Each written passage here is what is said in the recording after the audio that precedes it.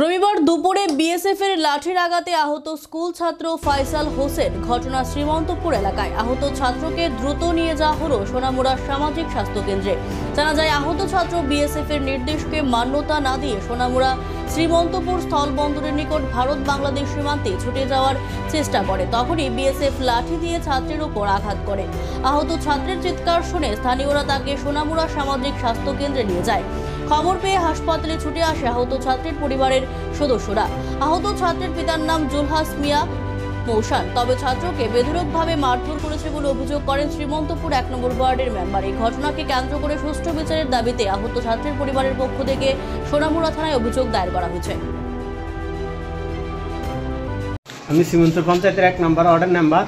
আমি এখানে দোকানের কাছে বসে রয়েছি। এরপরে টাইমে বুড়ো পোলা এনে মানে 7-8 বছর 10 বছরের পোলা মানে সিলেবিলি লাগাইছে। এখানে কচালসনটা মারতে আছে, কেডা মারে বিয়ে আছে।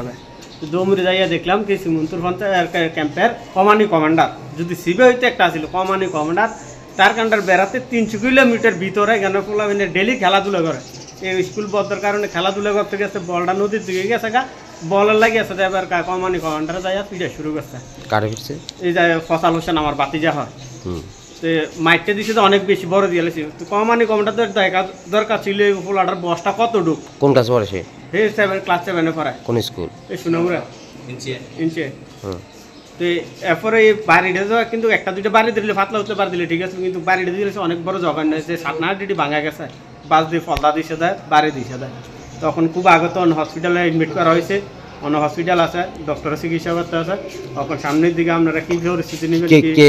কি কইয়া মারছে? এই কইয়া এইখানে নদীর ধারে কিনলে গেছে। তো নদীর ধারে যে ছোটো বাচ্চারা বল গেছে, বল যাইতে পারে। হে জিজ্ঞেস না করি, যা ছোটো বলেন তো হিন্দি কইতে পারে না, হেরে ফিরে শুরু করছে। তখন তো আমরা যাই দেখছি ঘটনাস্থলে হেরে মাছটা আঘাত হয়ে গেছে। যে আমরা তো অনেক গেছি, সরে গেছে। বাবার নাম কি? আর হের বাবার নাম জুলহাস মিয়া মৌসান। ফসাল হোসেনের বাবার নাম। শ্রীমন্তপুর 1 নম্বর ওয়ার্ডের বাসিন্দা।